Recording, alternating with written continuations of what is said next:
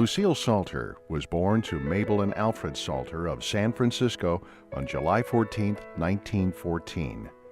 She was raised with her younger sister Audrey until she entered Stanford in the fall of 1931.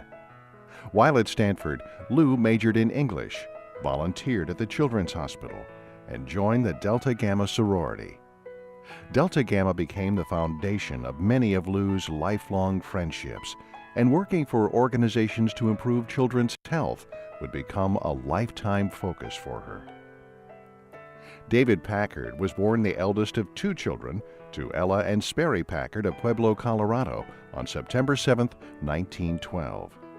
On a trip west between his junior and senior years of high school, a friend of the family introduced Dave to Stanford.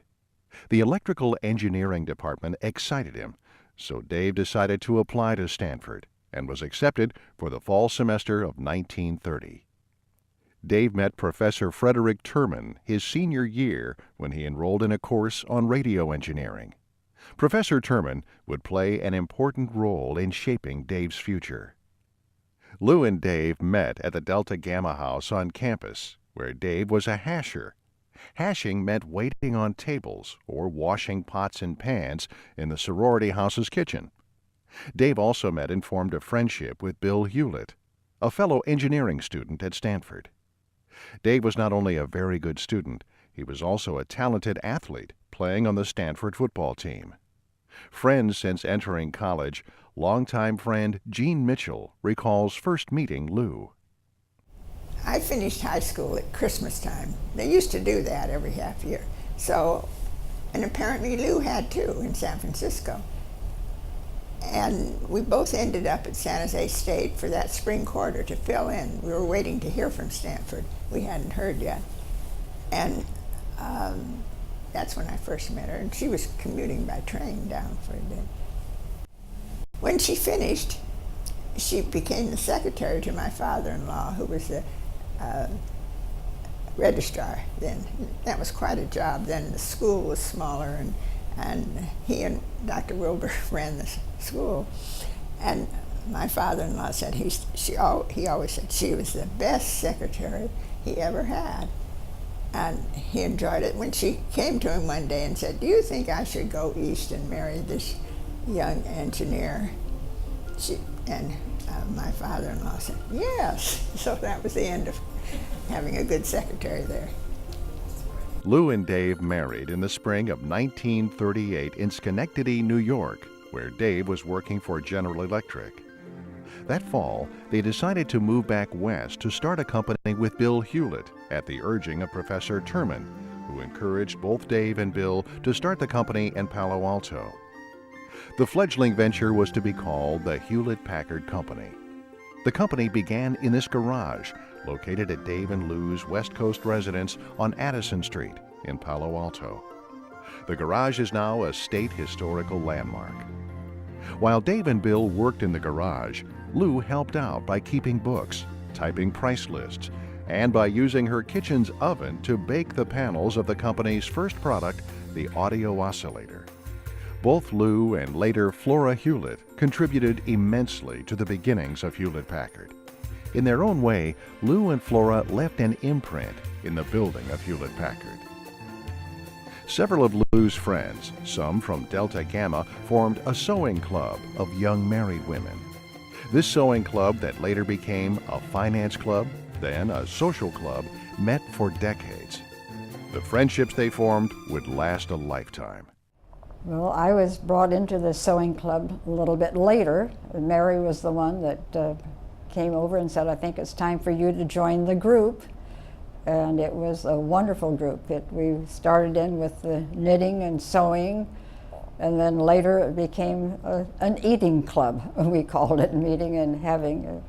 But we just all became very close friends. It was a wonderful group, and we did things together individually as couples, but frequently. And Lou and Dave were wonderful about being so hospitable with our group up at the ranch, out at the ranch, I should say, and then also at their home. And in fact, I remember one wonderful party we had that included all the married children. I think you remember that. And just many happy memories, because the husbands all got along very well as a group too. So it was fun. We had such a good time in the sewing club, and we knew each other very well. And Mary Ann said, why don't we invest in stocks? Because some of us didn't know much about stocks. And so she said, we're not going to put much money in, just this is learning. And then we had a very good time doing that. We didn't really want to make money. We weren't worried about that at all. But as time went on, the Hewlett-Packard stock came on the market, so we all said, let's buy that. Well, both Lou and Flora Hewlett were in our sewing group, and they were very nervous for fear it wouldn't turn out very well and that we'd be mad at them. We assured them we wouldn't, and we didn't have to either, as it turned out. Lou and Dave's strengths and personalities were different, but complemented one another very well. Some of Dave's senior managers recalled Dave's personality and style. I remember Friday nights, when we were a small company, all the engineers would end up at the Heidelberg Beer Garden. Not all the engineers, but most of them, and Packard would show up, and we would have a few beers and then start singing. And we learned some great songs from him. The Eddystone Light was one of his favorites, and we taught him some, such as I heard a crash on the highway and didn't hear nobody pray. And when he had a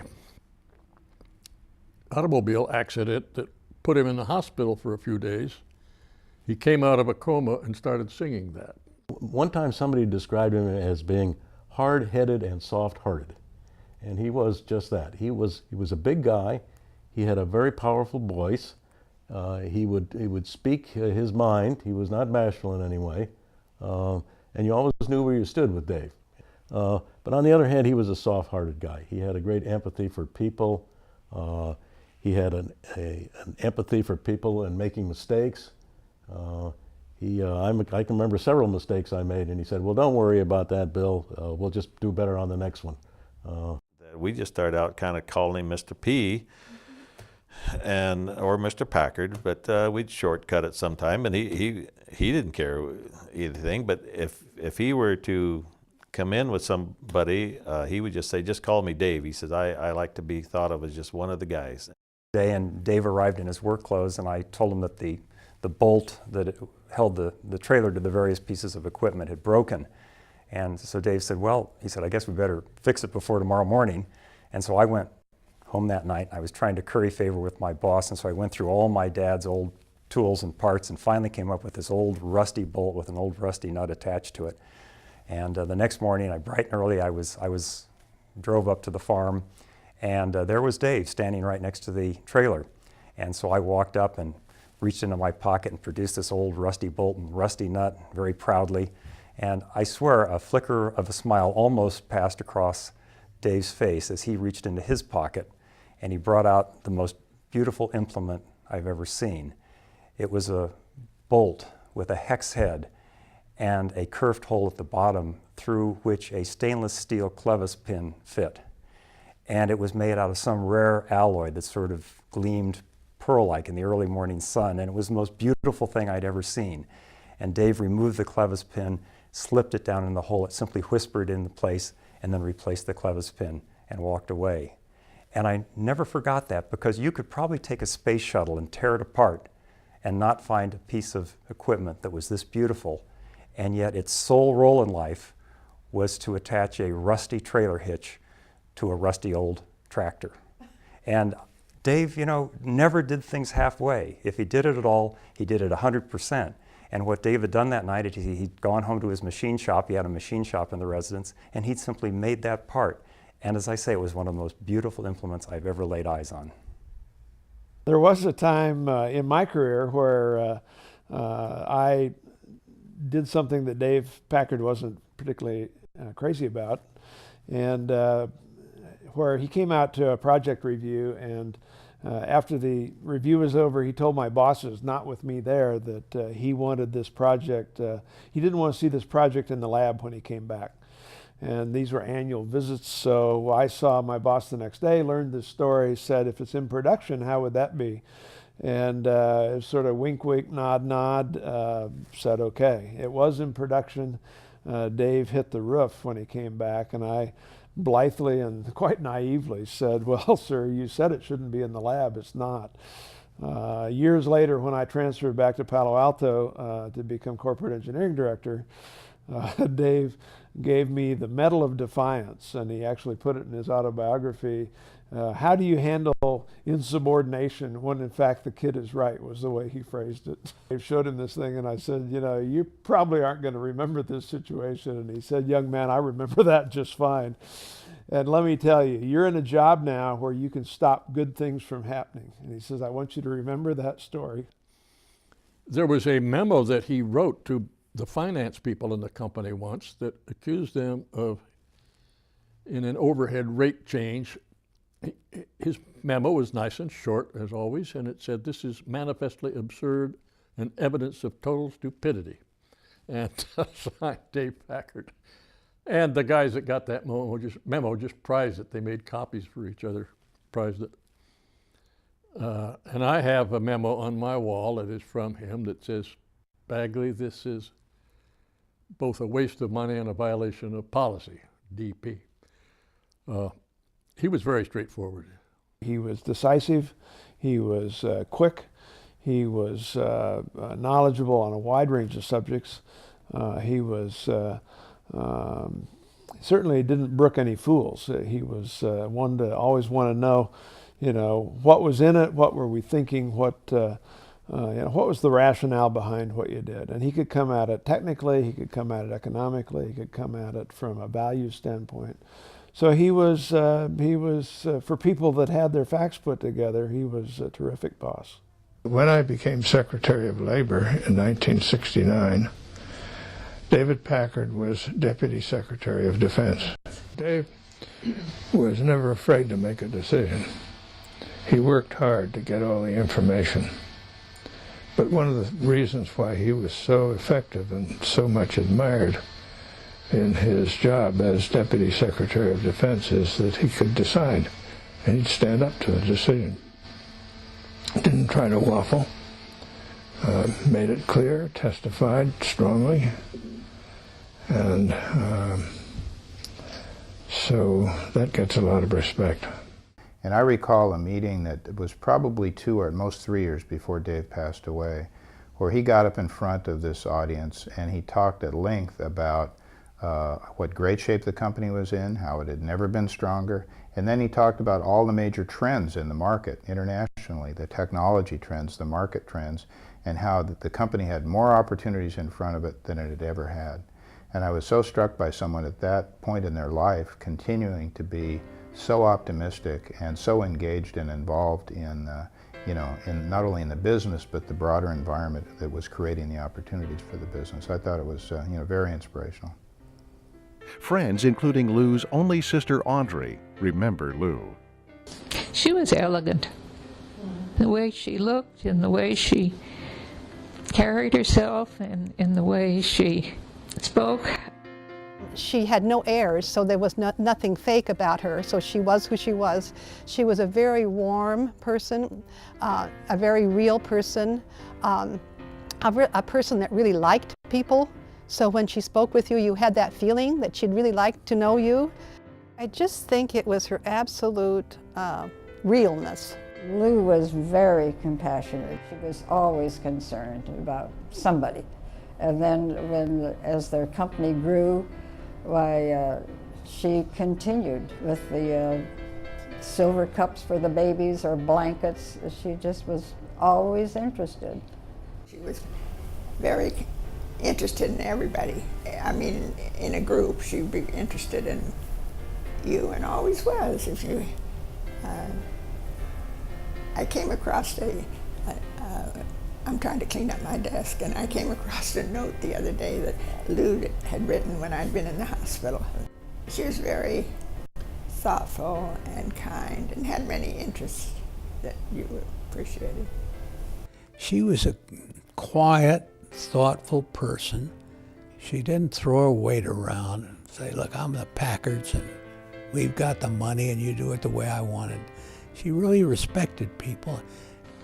Mother said once that she was so proud of Lou because she had never let great wealth go to her head. And this was absolutely true. Because of Dave Packard's and Bill Hewlett's innovative managing style, a new paradigm for company management emerged. This new company culture became known as the HP Way. The HP Way has become a revered model for the companies that followed, not only in Silicon Valley, but also all over the world. Several retired senior managers of Hewlett-Packard describe the HP Way. The HP Way was, I think, Bill Hewlett and Dave Packard's way of recording their philosophy on how business ought to be run. Some of them were related to business, but a lot of them were related to people. This deep belief in people, this belief that people are good, they want to do good, they, with the right direction, with the right environment, with the right coaching, people will do great things. And it was that, kind of deep belief in people that I think was what really impressed me in those early days at HP. It's certainly the dignity of the individual and the setting an expectation for excellence from individuals, where the perspective is that the person closest to the job knows the problems of the job and knows best how to solve those problems. So it's grounded in a business instinct. It isn't just a faith in people as people. It's a faith in people to do a good job and to really do the best thing required on behalf of the company as well as themselves and their co-employees. The values of trust, deep respect for people as individuals, integrity in everything you do, relating to people as individuals, relating to customers, relating to business partners or suppliers, teamwork, being able to put your own agendas aside and work together and towards common goals and for the good of the company. And so those values around people, to me, were the really heart of HP, and certainly one of the things that made HP very successful. One of the primary ones was the opinion that the business ought to make a profit. And Dave explained it once that I've always remembered. He says that when you're running a business, you are taking things from society. You're taking know-how, you're taking people's labor, you're taking materials, and you're putting these all together, and then you're going to offer these for sale to somebody else. And if they are willing to pay more than the cost of the things that you've taken from society, that difference is profit. And profit is really a measure of the contribution that you're making to society, because if they're not willing to pay more than what it costs, then you're taking away from society on that. And I thought it was a very interesting way of looking at profit. Bill Terry describes some of the real ways the HP Way was carried out. We had bonus checks, profit-sharing checks twice a year, and the Christmas checks would be handed out from the stage by various members of top management, the head of marketing and so forth, and you'd kind of come up there and get your bonus check. Now, as the company got larger, you couldn't hand out these bonus checks at a Christmas party, but they still made it a practice that you would get your Christmas bonus check personally from your boss's boss. The head of marketing would go around with a sheaf full of checks, and he'd hand them out and shake everybody's hand. So they kept that personal touch even though the company got bigger. An HP tradition for a long time was to have a summer picnic.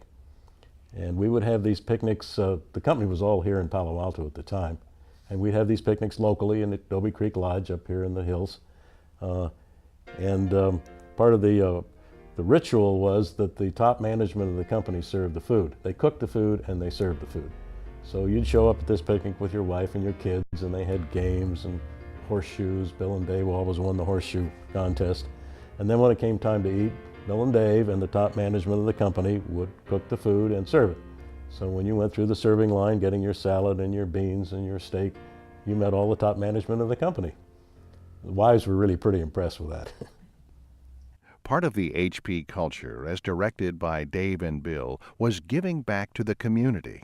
But this value of giving back was very deeply embedded in Lou and Dave's own personal philosophy as well. They both demonstrated this by their involvement in the local community. Dave on the Palo Alto School Board, Lou working for the Parents Nursery School and the Children's Hospital at Stanford. This community involvement led to the eventual formation of the David and Lucille Packard Foundation. Lou and I became involved in the Parents Nursery School, which was actually started, Stanford University did this trial run in the basement of the old Methodist church. And young David was there, and two of my children. And after a year or so, Stanford decided they really didn't want this program. And we said it was such a good thing, and we loved it for our children, that Lou and I said, well, we're going to keep the thing going. And so I became president, Lou secretary and treasurer, and that was the beginning of the Parents Nursery School. So, and that is still going today. Lucille, for the hospital, brought just an enormous amount of perspective, and I can remember her being tireless about presenting the case in the community, presenting the case at Stanford, and driving at a very basic level many, and in fact I'll say most of the strategic decisions about the Children's Hospital. And we had a chance when it was dedicated to really be involved in terms of some of the equipment donations. And my wife came from that meeting just saying, you know, what an incredibly positive force she has been in the community. And so many people, of course, viewed Dave as the one and not Lucille. But I think in that one in particular, she was front and center and without question the grande dame of Palo Alto. This lady really felt the importance of the pediatric program, which at Stanford hadn't been any world-shaking thing. And she went around, as I say, to a lot of the leading children's hospitals, and I pointed to some that I knew were doing good things, and she'd visit them and talk with them. And she impressed everybody she talked with. She was sincerely interested in this. It wasn't a gimmick. And she set the standard, which made a lot of difference. And she really wanted to see something done for children. Dave decided to run for school board we did all the planning around our dining room table there on Fulton Street. And we did all the addressing of the envelopes, and there were coffees for him and so forth. And but Dave never let me forget that he lost in the Walter Hayes district. I had been a little bit mad about a decision he made about a couple of products that were in my area, and I went in to his office to complain about it. He saw me at the door and said, "Come on in, have a seat." And I did. I went in there and sat down, and he said, "I'm on the phone, I'll be just a minute." And I heard him talking to the other trustees on the school board saying that these kids are going to have to go to school at night unless we don't get our act together and put more school buildings together. He said there is a real boom and we're not taking care of it. And I think it's up to us to recognize that we need more buildings than other school areas are building. We need them right here in Palo Alto. I left the meeting saying I didn't need to bother you. I was so impressed by how hard he was working on a project outside, and I felt a little bit ashamed of my trying to bring up something. When Dave and Lucille got interested in the aquarium, it was really, I think, at Julie's instigance that happened. But Dave in particular brought the point of view forward that he thought they could do better as a family deciding how to spend the money and commissioning the work. And of course, he got involved in a lot of the engineering of it and all. But again, Lucille's contribution, as I viewed it, was really trying to get the family focused on how to bring this together in a positive way for the community. And she was tireless about really trying to get that all brought together in a way that gave power to the docent program, gave power to the educational element of it, and I don't want to take away from what the children really did, because they made it all work, but I think it was very heavily Dave and Lucille's value system and their beliefs that drove that setting. Lou and Dave not only wrote checks to the causes and projects they supported, they also worked very hard with a definite hands-on approach. They were vital members of the teams they helped form and support. Well, Lucille was able to work with different people, and she could meet with the President of the United States one day, and a day or two later lead a cheer to at the grammar school in East Palo Alto. She got along well with everybody, and people loved her and thought well of her. She worked extremely hard. Her days were filled with going to visit nonprofits and doing the work that she felt was necessary to improve the community. Well, Lucille wanted to be a part of those trips. I didn't go on all of them with her, but I went on many of them. She was vitally interested and asked very good questions at every place we went. And she wanted to really find out what made up the essence of really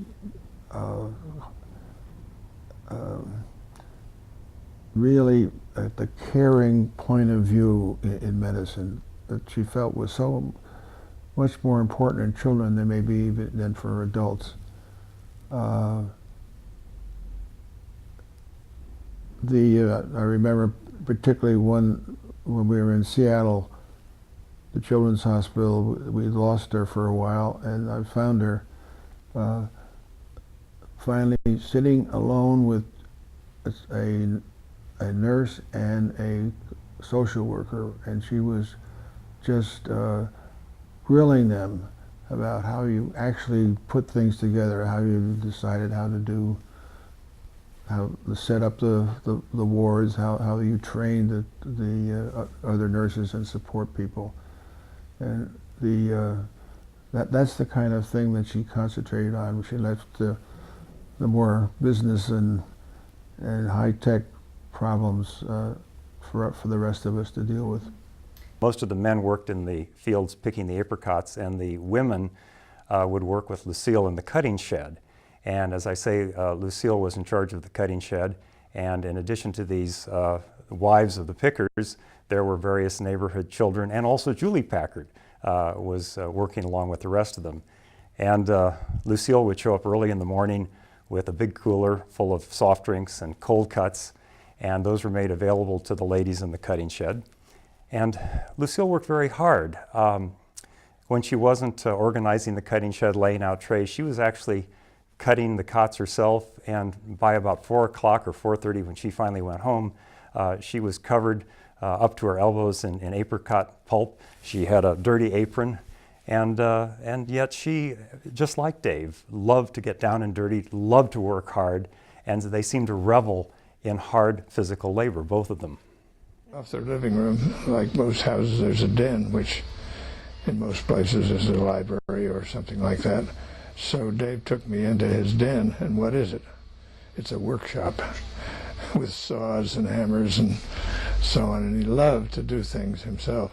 Dave had set up this whole shop down there at San Felipe with, where he would work with this hot molten ore, I guess you'd call it. He designed all the knobs for the aquarium. And I'm sure when people go down there that if they're back with the offices, they don't realize that he did all those down there at San Felipe. And Lou said, can you believe it? He was out there, they had all this heavy equipment that he'd wear and boots and so forth, and one of the times he was working, that molten ore went down inside his boot and burned his leg. And she was so concerned about it, but he just went ahead until he finished. And then he did this, well, Gene knows that, the mill machine. And that was quite something, but he just was always thinking, always tinkering, and of course did that great big tide machine down there at the aquarium. Well, Bill and Dave together bought a piece of property called the San Felipe Ranch. It's near Mount Hamilton in San Jose. And they raised cattle on the ranch. It was more than a hobby ranch, it was a working ranch where they raised cattle. And they had to string some fences, and instead of Dave hiring somebody to string the fences, he decided he was going to do it himself with post hole diggers and jeeps and bales of wire. And he recruited the management of the company to go down there and spend the day at San Felipe Ranch stringing wire and putting in fence posts. And it was hard work. It was usually hot. And then at the end of the day, Dave had a pool down there. We'd all go for a swim and have a nice barbecue. And of course, we talked business most of the time while we were there. There was a little method in his madness putting us to work. Lou and Dave loved the ranches they bought over the years, but were very aware of giving back a lot of their land, either in trust or by public access. Clarence Tye, former ranch manager for the Packards, explains. Dave Packard talked about how all the plants that they had built over the area, over all the states and whatnot, they've taken out a lot of farmland because sometimes that's all that was available and what they needed to do. So he mentioned the fact that he said, you know what, let's buy I'm going to buy this ranch, and I'd like for you to help me. Let's give it back to the wildlife, and let's restore it for wildlife to offset a little bit of that property that we took from them, from the wildlife. We provided the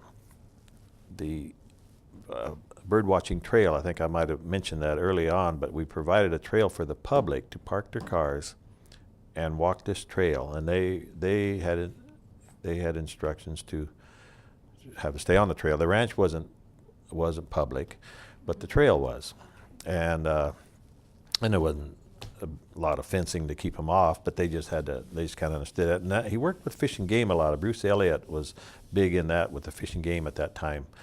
And they put even little bathrooms ever so often and stuff, and maybe some benches to sit on. And Dave Packard, he allowed the Fish and Game to do all that, and they worked with their labor, CCC camp or whatever, the labor crew did that. And so he did a lot of that, and he really liked it when he always say, now the people using the trail, and I'd say, yeah, and he said, well, that's good. Dave and Lou also loved spending time with their friends, either at their ranches or by pursuing outdoor activities such as fishing, hunting, and camping.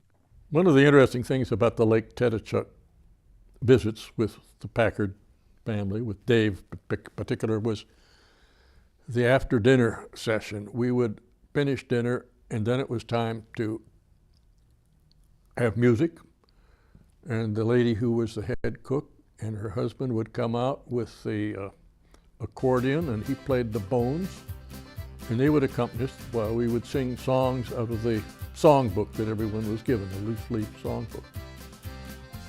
And then after that, or intermediate to it sometimes, we would also do poetry. When I was there, we each got to read something from Robert Service, and that was a very, very enjoyable thing. So dinner was not just sitting down and eating, it was a very nice presentation, you might say. Very enjoyable. There was a camp that the generation ahead of us, Dr. Wilbur and even Hoover, in the Marble Mountain Wilderness area. And so the only men had gone, and our husbands went, and in September, and Lou and I said, why don't you let the ladies go up there sometime? So we went up 2 different years like that with all the children, and Dave he liked to do the cooking, and we'd stop on the way up, and he'd buy a lot of root vegetables, and some of them look and see those turnips, but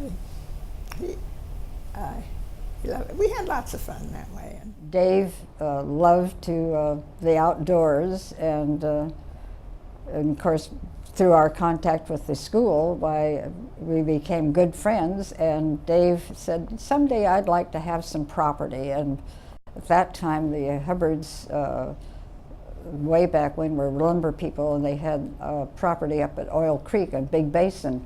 So they would go up there and go fishing, and that kind of started. And Dave said, you know, when the time comes, I really would like to have a ranch property. And so Bud was instrumental in finding that, plus the fact they found they loved to go hunting. And so Lou and I would see them off. They would get the pickup truck from Hubbard and Johnson and the station wagon from Dave and load them up, and off they would go on these hunting trips. And so Lou and I would head for Kirk's after we saw them off with the kids, and would stand there at the Kirk's. Remember Kirk's with down on El Camino? They didn't have tables, just outside under umbrellas, and for 29 cents we'd have, that was a big deal, and chocolate milk. The lives of Lou and Dave are best summed up in their legacy contributions in the community.